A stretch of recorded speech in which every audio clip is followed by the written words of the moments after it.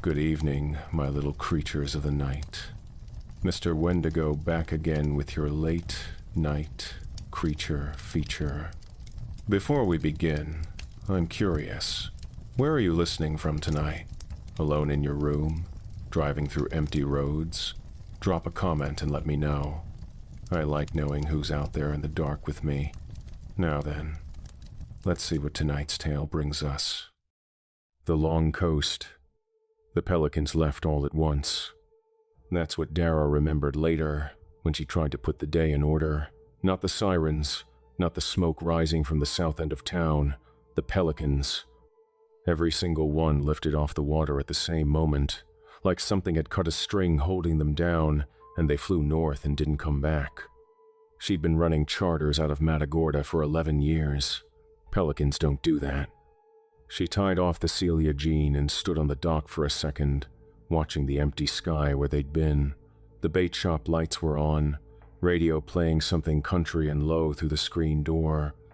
Old Petey Garza was standing outside on the dock boards, facing south, not moving. Petey. Nothing. Hey, Petey. He turned around slow. Something was wrong with the way his neck moved when he did it. Too far. The angle people's necks don't go to unless something's been done to them. His eyes were open, but they weren't tracking right, not finding her face the way eyes find a face. They found a point somewhere behind her left shoulder and stayed there. Petey what? The thing that used to be Petey Garza took one step toward her. Just one. Then it stopped and tilted its head and made a sound from somewhere deep in its chest that wasn't a word and wasn't a breath. A question forming. It was deciding something. Dara didn't wait to find out what it decided. She hit the dock boards at a run, boots loud on the wood, heading for the parking lot, heading for her truck, heading for Marcus. She heard the bait shop radio cut out mid-song behind her. Marcus was 16 and he was probably home eating cereal and ignoring his homework, and she needed to see that right now. She needed to see him standing in the kitchen in his socks being annoying and normal, and there. She made it 3 blocks before the screaming started from the direction of the marina. Not one person screaming, many people, and underneath all of it, something else. The sound of 100 small animals moving fast through grass, a chittering wet clicking that she felt in her back teeth more than heard with her ears. She stopped at the corner of Ash and 2nd because she had to see, had to understand what she was running from. They came up from the cord grass in a wave, low to the ground, maybe 18 inches at the shoulder, moving through the marsh edge, finding channels, splitting around obstacles, rejoining, always pressing toward the lights and the sounds and the smell of people. Their proportions were wrong, hindquarters too high, forelegs too short. Spines ridged and visible under skin the color of old bruising, gray-green and slick in the last of the evening light. Moving with that clicking sound running through the whole mass of them, constant, back and forth, talking to each other. She counted 10 before she stopped counting. There were more behind those 10. One of them cut off Dave Kinnaird, 50 years old, sold her ice and fishing leaders every week for 11 years. He ran across the marina parking lot. It didn't chase him. It cut his angle. One on each side, patient, herding him toward a third that was already waiting at the fence line. He went down hard and fast, and the sound was bad, and Dara was already running again because standing there wasn't going to help Dave Kinnaird, and it wasn't going to help Marcus. Her house sat on Magnolia Street, pale blue with a shrimp-colored shutters Marcus always said looked stupid. She hit the porch steps and the front door was open, not broken open, just open. Whoever left didn't bother to pull it closed. His shoes were by the door, the ones he'd saved 3 months to buy. He never went anywhere without those shoes. Marcus. Kitchen. Empty. Living room. Empty. His bedroom. Bed unmade, a fishing lure half assembled on his desk. The little vise still clamped to the edge, needle-nose pliers set down mid-task he'd meant to come right back. Marcus. She searched for 12 minutes. Every closet, the backyard, the shed, the crawl space under the house she hadn't been in since they moved in. She called his name until her voice cracked down to nothing. He wasn't there. She was standing in the middle of his bedroom holding his half-made fishing lure when Roy Cuellar knocked on the open front door and let himself in. 58 years old, retired game warden, the body of a man who'd spent 4 decades outdoors and not one day behind a desk. He had his .30-06 on his back and a look on his face she'd never seen on him before. Roy Cuellar did not scare easy. He looked scared now. "You alone?" Roy stood in the doorway. "Marcus is gone." He absorbed it. Straight in, no flinching, file it and move. "We need to get somewhere defensible. Something's coming up out of the marshes." "I saw them."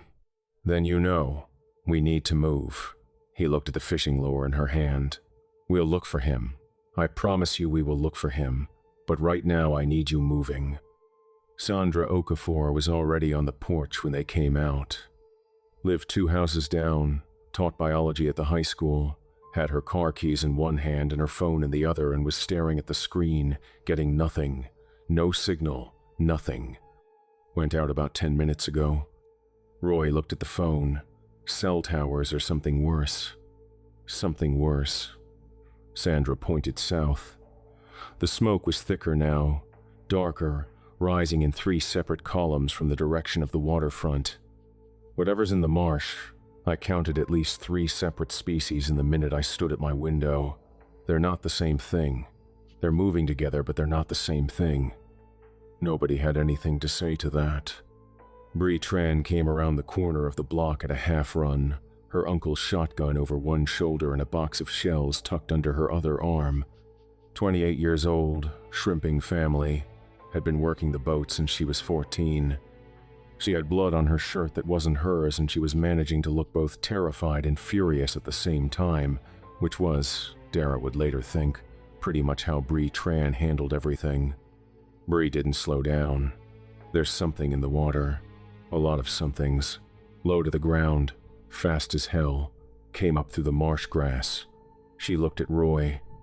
"They got Petey Garza." Roy closed his eyes for exactly 1 second, opened them. "How many you see?" "Enough." Cal Fontenot's truck came up the street from the west end of town, moving faster than it had any business moving on a residential block, and it stopped hard in front of Dara's house. Dustin Hale was in the passenger seat looking like he'd watched the world end. Dustin was 22, her neighbor's kid. He'd grown up 2 houses down from Marcus, had taught him to cast a fly rod in the drainage ditch behind the subdivision when Marcus was 9. He'd run for the first truck he saw still moving, and that had been Kel's. Good instinct. Maybe the only good instinct Dustin had ever had in his life, but he'd had it when it counted. Kel leaned out the window. "I got Mrs. Castellano's dogs." 2 retrievers in the truck bed, pressed against the cab, shaking hard. Couldn't get her to come out. Nobody spoke about that. "We need to move. North. Get off the water." Roy was already moving. They moved. Behind them, Matagorda made sounds that a town shouldn't make. Deep sounds. Wet sounds. The kind you feel in your chest before your brain catches up. Somewhere to the south, something that might have been a car alarm started and then stopped mid-cycle. Somewhere closer, glass broke, a big pane, a window or a door, and then nothing. Just the clicking in the marsh grass and the truck engine and the road unrolling north under the headlights. And somewhere in all of it, maybe, was Marcus, 16 years old with his shoes still by the door. Dara got in the truck and didn't look back. Then she looked back anyway. Just once, just at the smoke rising from 3 places at once over the town she'd lived in for 11 years. Then she faced forward and they drove north, and that was the last time any of them saw Matagorda. They drove through the night. Nobody suggested stopping.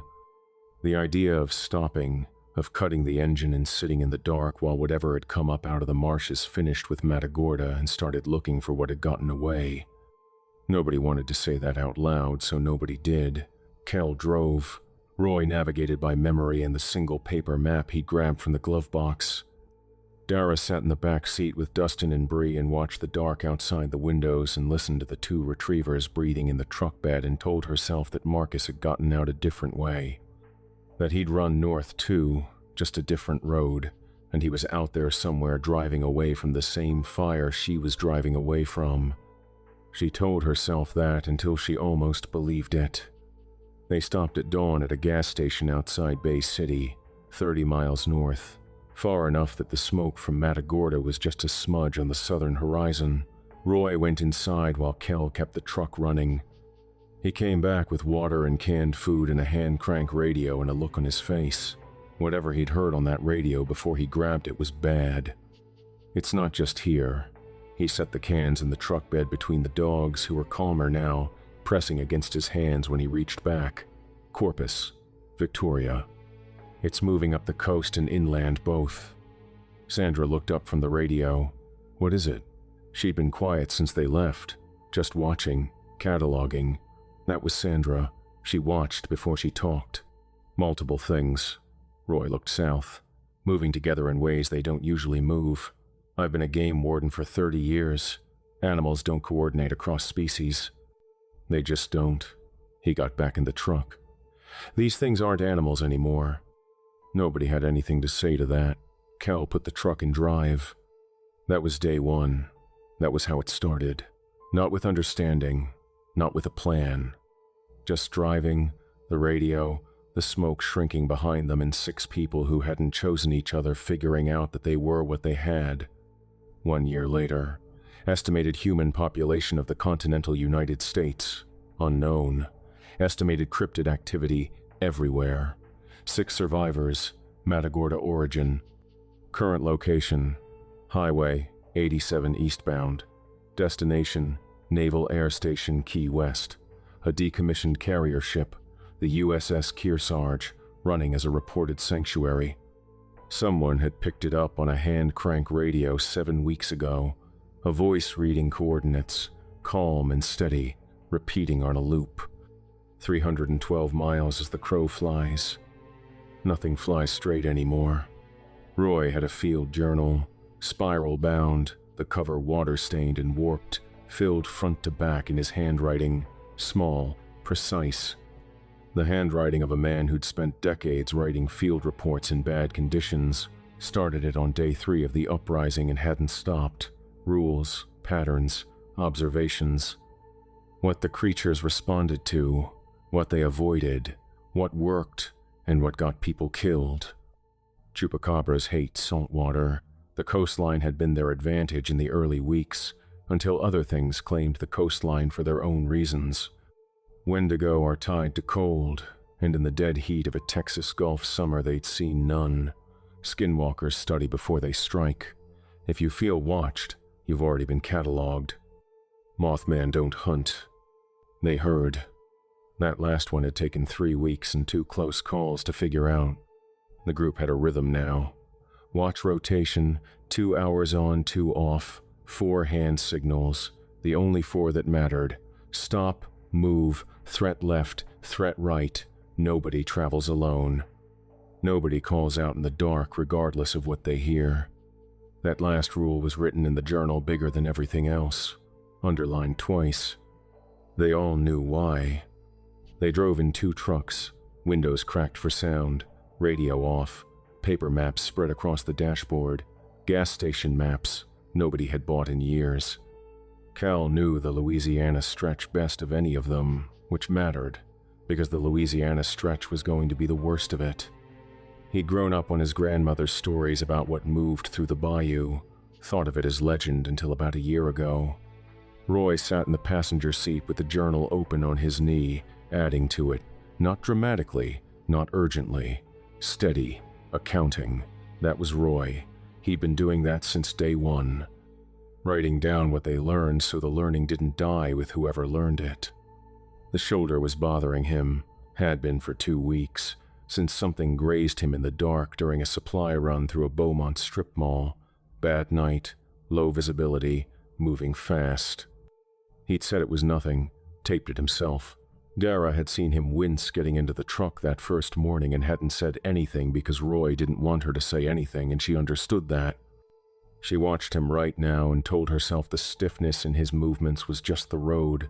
The accumulated grind of sleeping on hard ground and driving bad roads and never quite getting warm enough even in the Texas heat.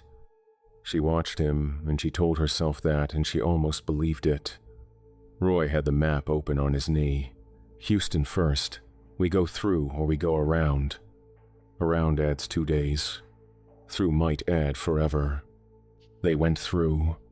Houston had gone quiet in the way cities aren't supposed to go quiet. The freeways were a maze of stopped cars. Some burned out, some just stopped, doors hanging open, left wherever they'd been when the people inside them made their decision about staying or running. The skyline stood intact, glass towers catching the morning light like nothing had changed. But the silence had weight. Cities have a baseline hum, generators, heating and cooling systems, the collective mechanical breath of a million appliances. Houston had none of that anymore. Just wind moving through steel canyons and the distant sound of something Dara couldn't identify, low and rhythmic, coming from the direction of the ship channel. Something moved in the upper floors of a downtown tower. Dara saw it first. There and then not there, crossing between windows on the 40th floor, moving with a speed that was wrong for anything that size. Big. The wingspread alone had to be 15 feet or better, folded tight against its body as it crossed from one building face to the next, landing on a ledge with a delicacy that made no sense given the mass of it. She tapped Roy's arm and pointed without saying anything, and he looked and his jaw went tight. "Don't look directly." Roy kept his eyes forward. "Already did. Don't keep doing it." Sandra had been watching the sky for the past 2 hours from the back seat, her notebook open, pen moving, biology teacher habits. She observed before she concluded, wrote everything down, looked for patterns before she named them. She'd been the one to figure out that chupacabras hunted by vibration in the first month. Had saved all of them from a bad situation outside Victoria by noticing the way they tracked footfalls through ground cover before they tracked scent. Roy trusted her notes almost as much as his own. She watched what crossed between the towers for a long time without saying anything. Then, quietly, "They're not chasing us." Roy turned. "Say again." "Watch the movement. They're flying tangential to our route, not parallel to it. They're not tracking us." She watched another shape cross high between buildings, slow and deliberate. "They're redirecting us.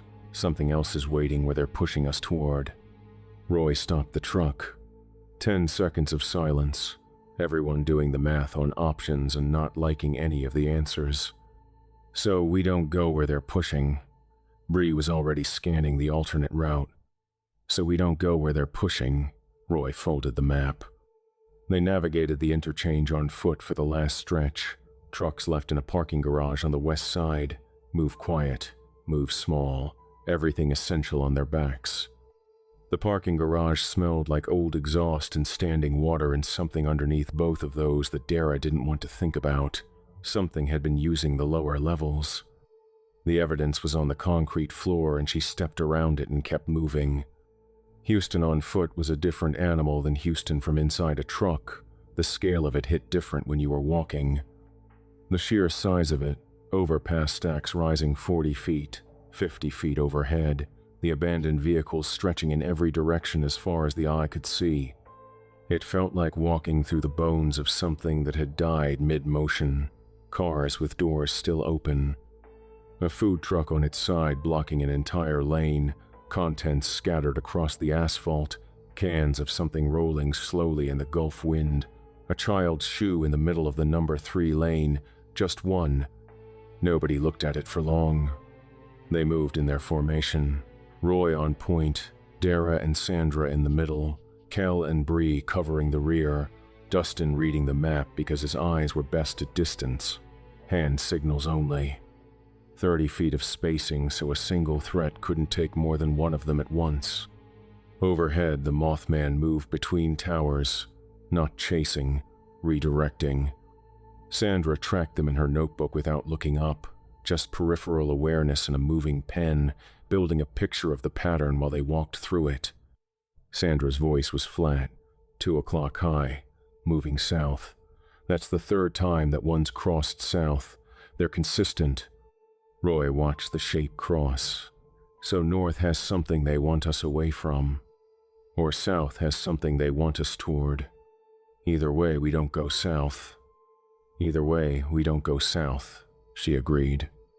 The gap in the highway barrier was narrow, a section where a collision had bent the concrete median apart and left just enough space to squeeze through single file. Roy went first, then Dara, Kel, Dustin, Bree. Sandra went last. She made it through the gap.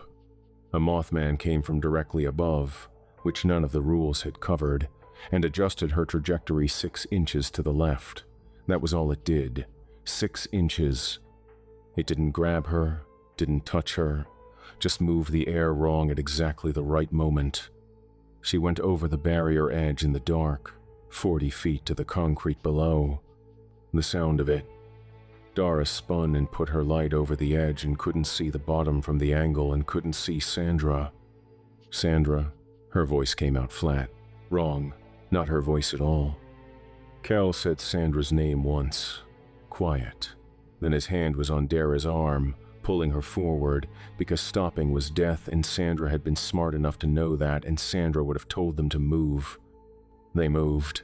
Roy wrote in the journal that night by firelight. Mothman are coordinators, not killers. Find what they're coordinating for. That's the actual threat. Never move in a straight line when they're airborne. Never assume the threat is coming at eye level. He wrote Sandra's name at the top of the entry. Then he wrote the rules underneath it, the only memorial they had time for. 5 now. The Sabine River crossing was supposed to be simple.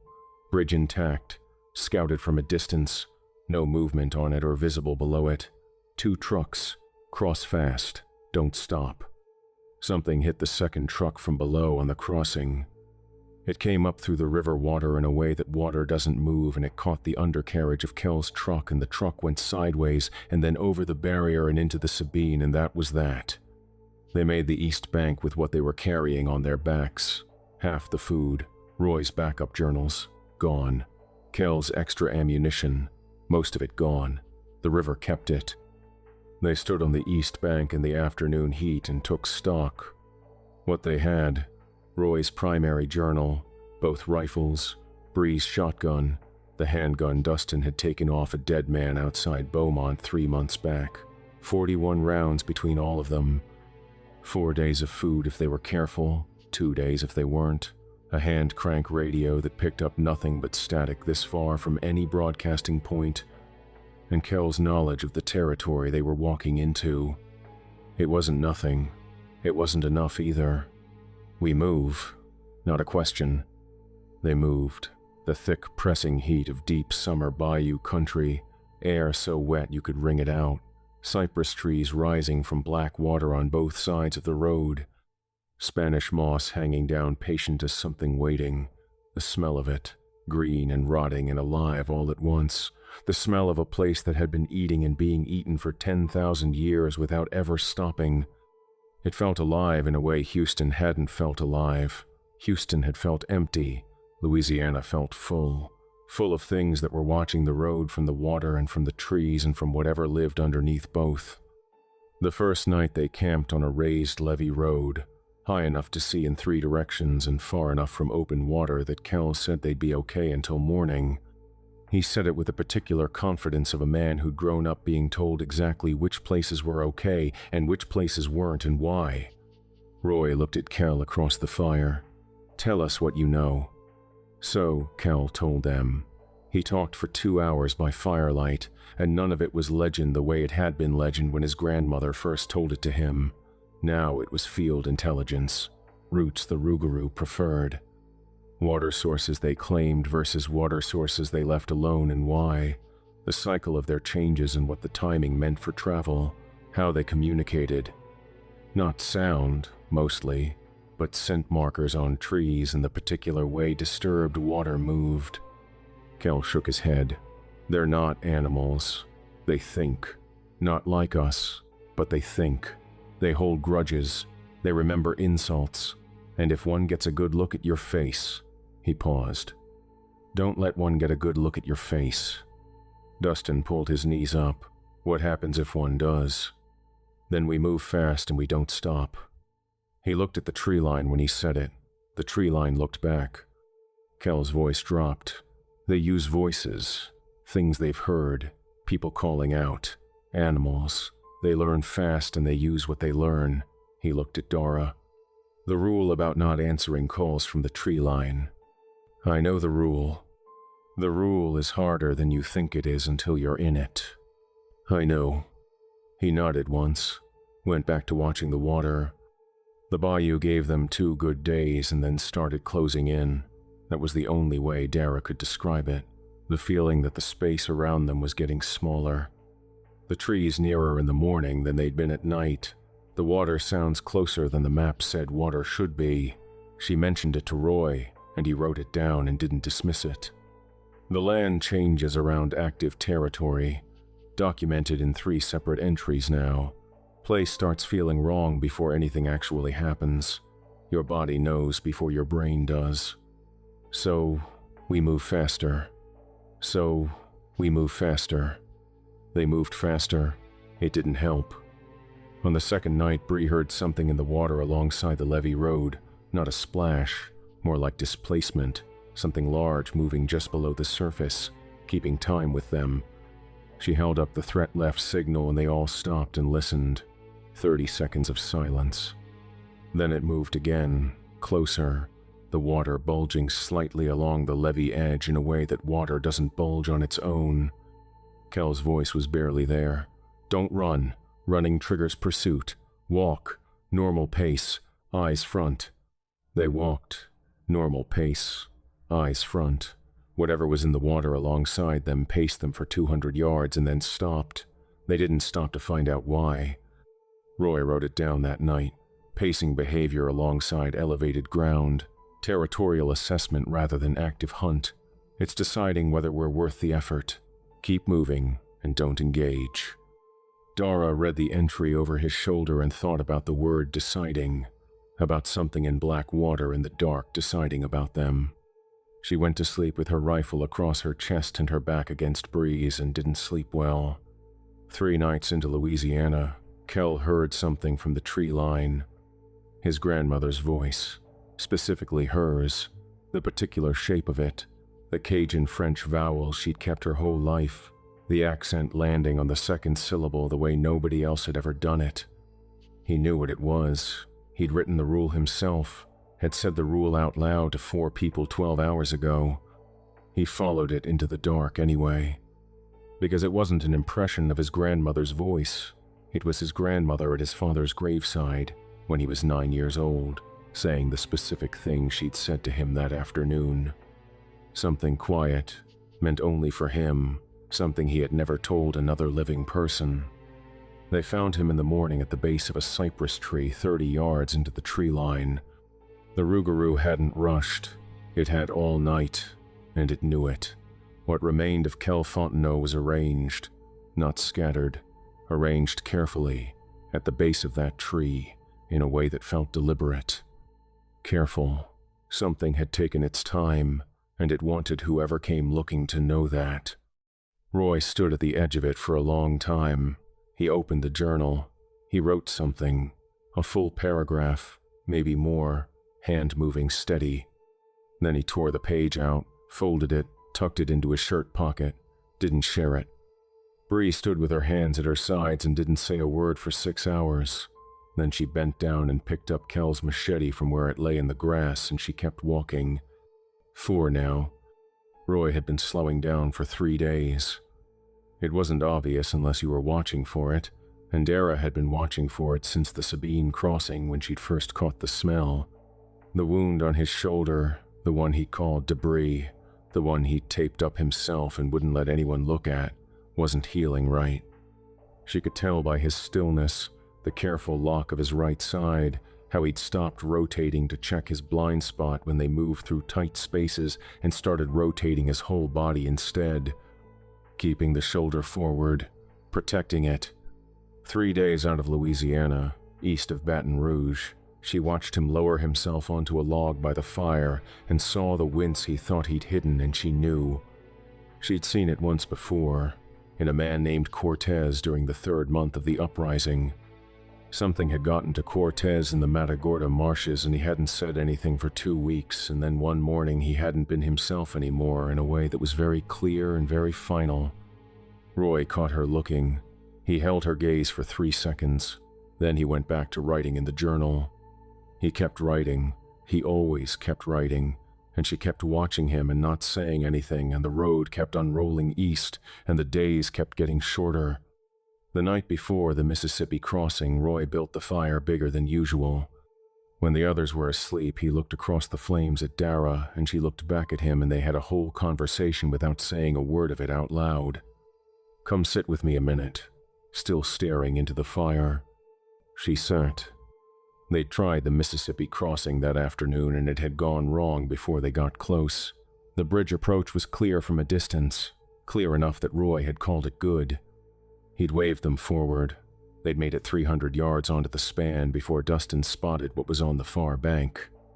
Things, standing in the tree line on the east side in the particular patient way things stood when they were waiting for something to come to them, not moving. Not visible until you were close enough that turning back was the only option, and even that was a gamble. They turned back anyway. Fast, quiet, back the way they'd come, nobody looking at the far bank more than they had to.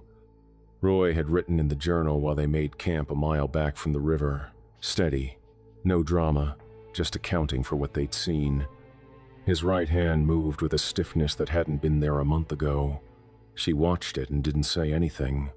He handed her the journal, the whole thing, cover to cover, every rule and pattern, every hard-earned observation from 12 months of watching things that shouldn't exist operate in the real world. He made her open it, made her read the entry near the back, the one she hadn't read before, the one he'd clearly written for exactly this moment. His handwriting was still small and precise even on that page, even then. The entry described what happened when something got inside you and started changing things from the inside before you understood what was happening, how long it took, what the signs were, what the end of it looked like. She read it twice. How long? Couple days, maybe less. Roy, don't. Not harsh. Final. The voice of a man who had made his decision and didn't need to defend it. She held the journal against her chest. He watched her do it, and something moved across his face that was almost like relief. That thing in Louisiana, Kel's page, what I wrote. You tore it out. Yeah. He looked at the fire. Keep the rest, but that one was his. He patted his shirt pocket. I'll take it with me. He walked into the tree line before dawn, alone, moving slow but moving straight, which was more than she'd expected. She sat by the dead fire and listened to the dark and heard one shot, clean and deliberate, from maybe 200 yards north. His own weapon, his own choice, his own terms. Dara pressed the journal flat against her knees and looked at the cover for a long time, water-stained, warped at the corners, his name written on the inside front cover in the same small, precise hand. She didn't cry. She needed her eyes clear. She woke Bree and Dustin and told them, and they broke camp in silence and moved east as the sky went pale behind them. 3 now. The skinwalker had been with them since Louisiana. Roy had a page on skinwalkers near the front of the journal, one of the early entries, written back when he was still working from lore and theory more than observation. She'd read it before, but she read it again now, walking, the pages steady in her hands. They study before they strike. Extended observation period, days, sometimes weeks. They catalog everything. Movement patterns, emotional responses, relationships, the specific details of the people closest to their target. They are patient in a way that feels personal, because it is personal. The attack isn't random, it's tailored. If you feel watched, you've already been cataloged.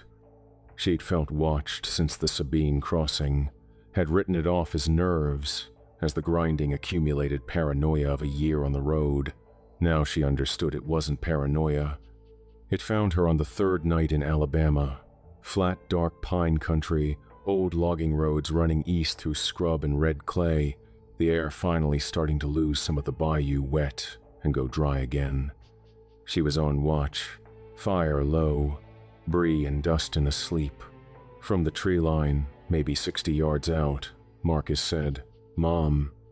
The specific way he said it when he wasn't in trouble and wasn't asking for anything, just checking in. Just the ordinary word, the ordinary cadence, her name in his mouth the way it had lived there for 16 years. She stopped breathing. Every rule, every page of Roy's journal, every hard lesson from 12 months of learning things in the worst possible classroom, she knew what this was. She knew the rule and she knew why the rule existed, and she stood at the edge of the firelight with her hands shaking, and she knew. She didn't move. "Mom, closer." The voice learning from her response, calibrating. Her hands shook bad enough she had to grip the rifle to make them stop. Bree's hand closed around her wrist from behind. She hadn't heard Bree wake up. Didn't matter. Bree's grip was steady and warm and real, and Dara leaned into it just slightly, just enough. "I know."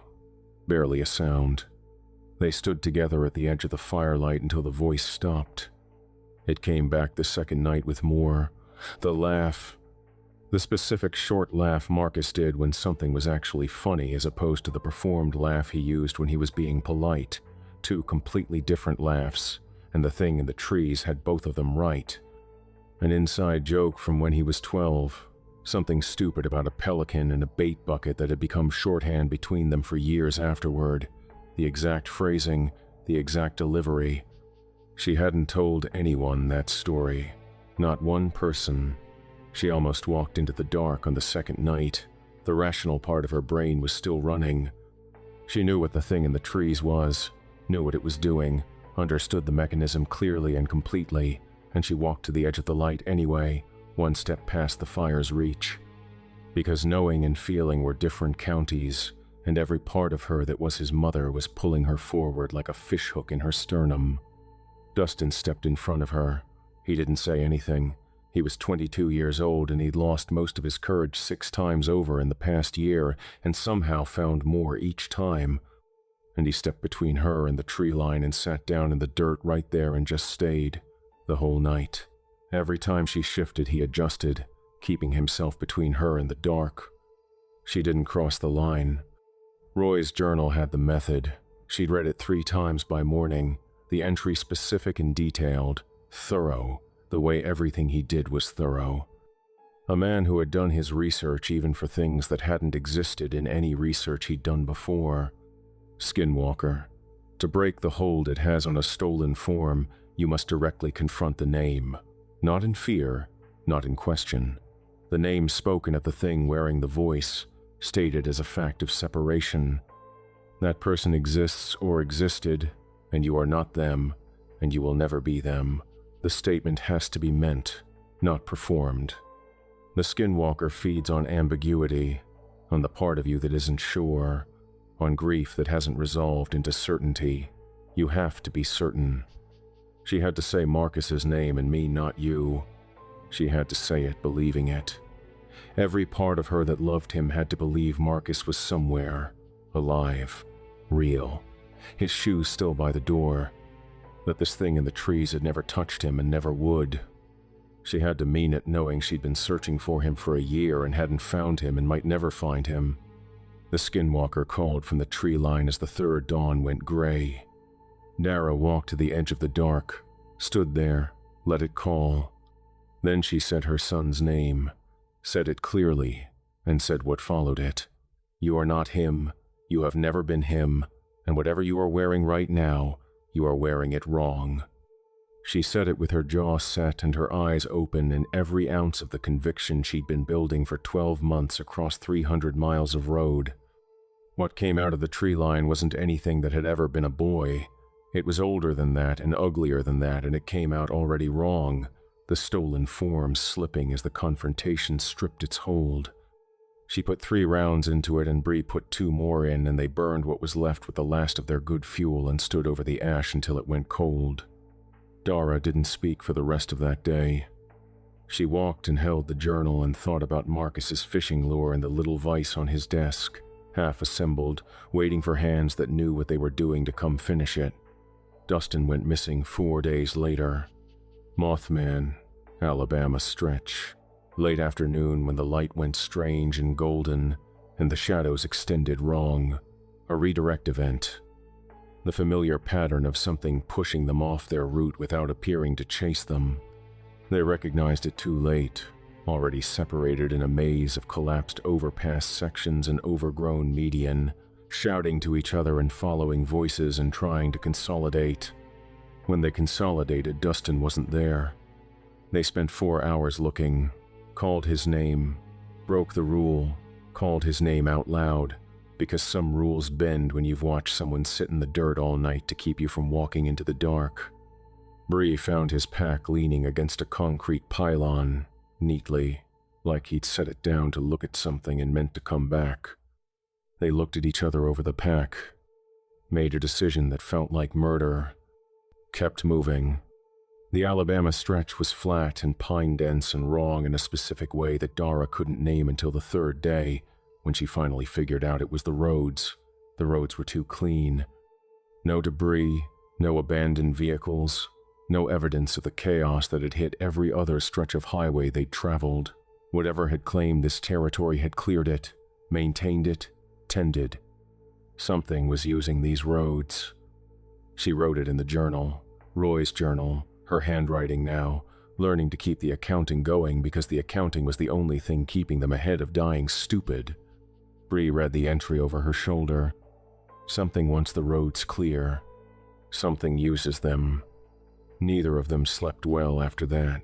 They traveled by night for 2 days, which went against everything Roy had written about night movement, the reduced visibility, the advantage it gave to things with better senses.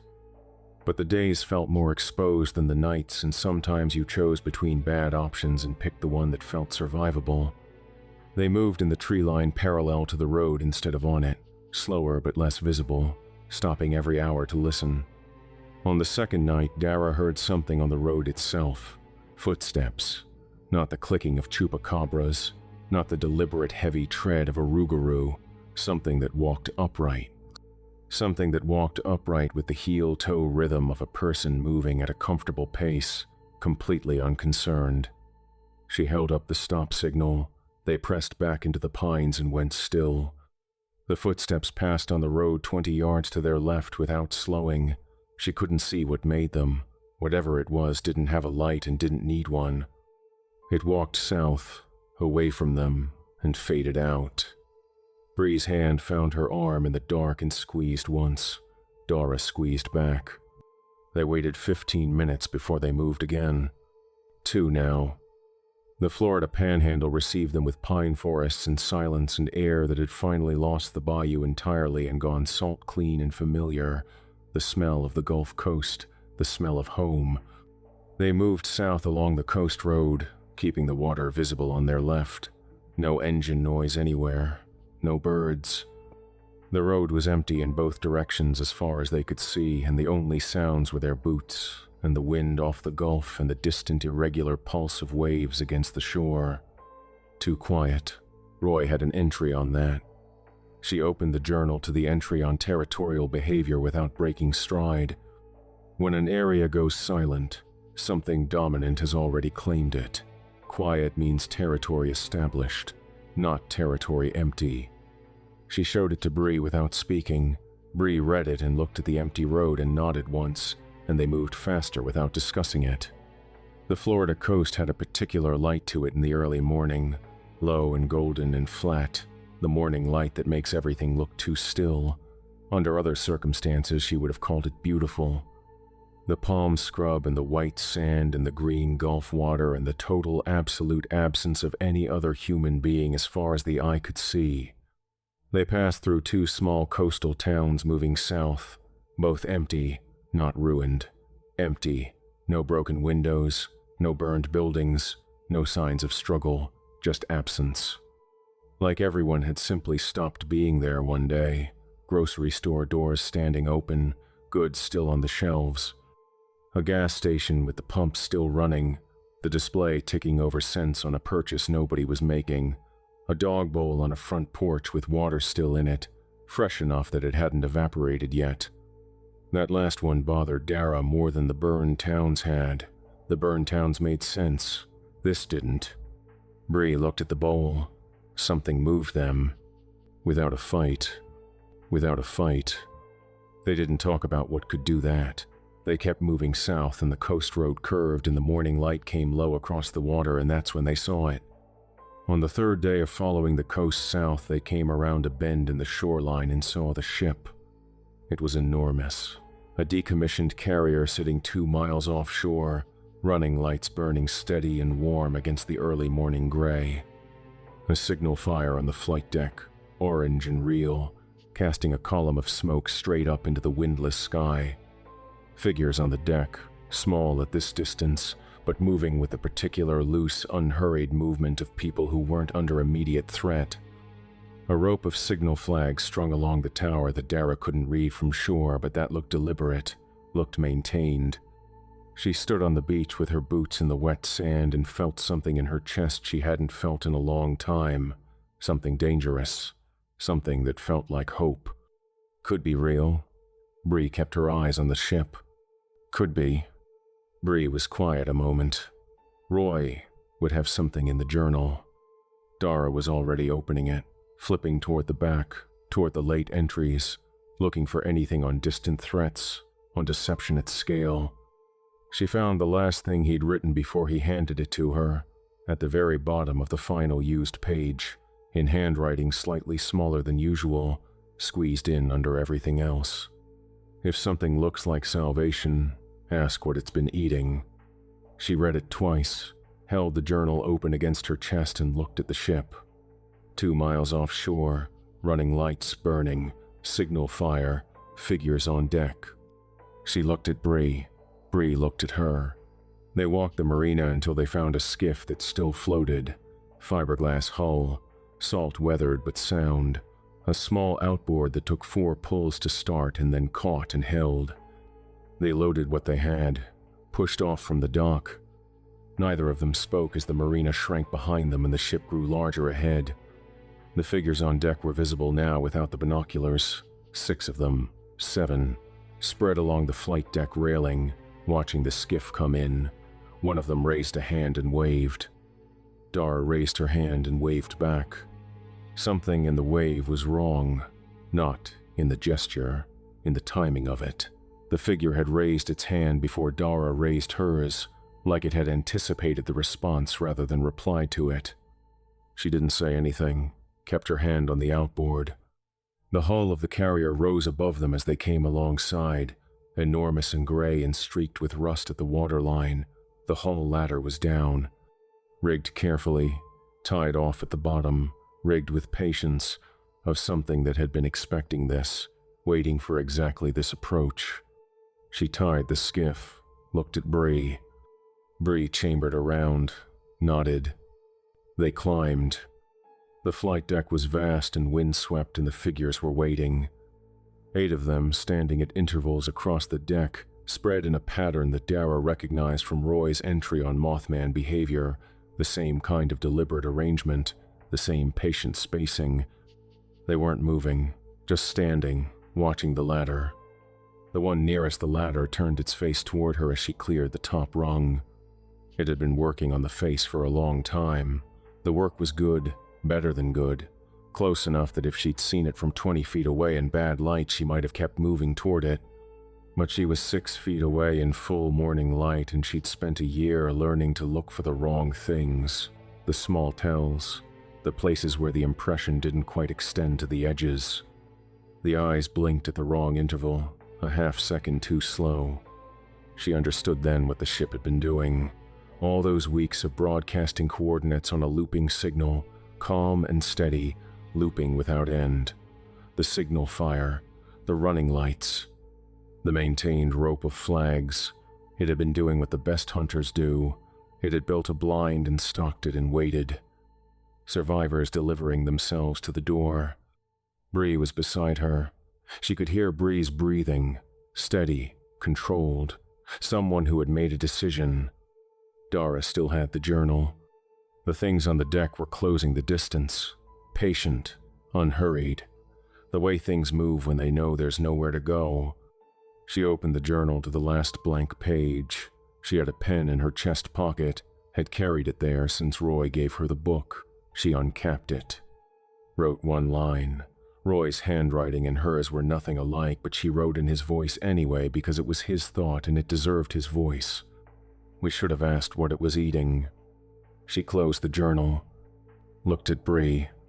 Bree's jaw was set in the particular way it had been set at the edge of Kel's cypress tree, at Sandra's name spoken once into the dark, at the pack Dustin had left leaning against a pylon like he'd meant to come back. That nod, the one that meant I know, I'm with you. Make them work for it. The things on the deck came forward. The signal fire burned on, and the land, even here at the edge of the water, even 2 miles offshore with the coast barely visible through the morning haze, was watching, waiting. Well, boys and ghouls, that wraps up another terrorific tale from the vault. Poor old Roy. Thought a field journal could save them. Thought if he wrote down enough rules, cataloged enough patterns, kept enough notes in that little spiral-bound book, the monsters would have to play fair. Oh, so sad. Too bad. Walked into the tree line all by himself like a gentleman, one shot, very dignified. Didn't change a single thing. And Kel, bless his heart, heard his grandmother's voice and followed it into the dark, knew exactly what it was, wrote the rule himself, told it to 4 people 12 hours before it killed him. Tough lesson, tougher death. And Dara, sweet, stubborn Dara, bled for every mile, said her boy's name into the dark and meant it, got all the way to Florida, saw the ship, got in the boat anyway. Just how we fucking love it. Hit that subscribe button. New creature features drop every Monday and Friday at 8 p.m. Central, and trust me, the next one's even nastier. Leave a like if you're checking every boat you pass for the rest of your life, and drop a comment. Where are you watching from? What cryptid haunts your neck of the woods? If it all fell apart tomorrow, how long do you think you'd last on the road? I'm always hunting for the next nightmare. Until next time, kiddies, keep your fires burning and your eyes on the trees. This has been your late night creature feature. I'm Mr. Wendigo. And hey, look on the bright side. At least Dara and Bree made it all the way to Florida. Hundreds of miles of cryptids and bayou and skinwalkers, and they still got in that little boat and rode right to the door. That's not stupidity, kiddies. That's hope. And hope? Hope is the most delicious thing on the menu. The creatures on that ship have been tending that signal fire for months. Patient, careful, and tonight, dinner finally arrived. Sweet dreams, kiddies. Sweet dreams.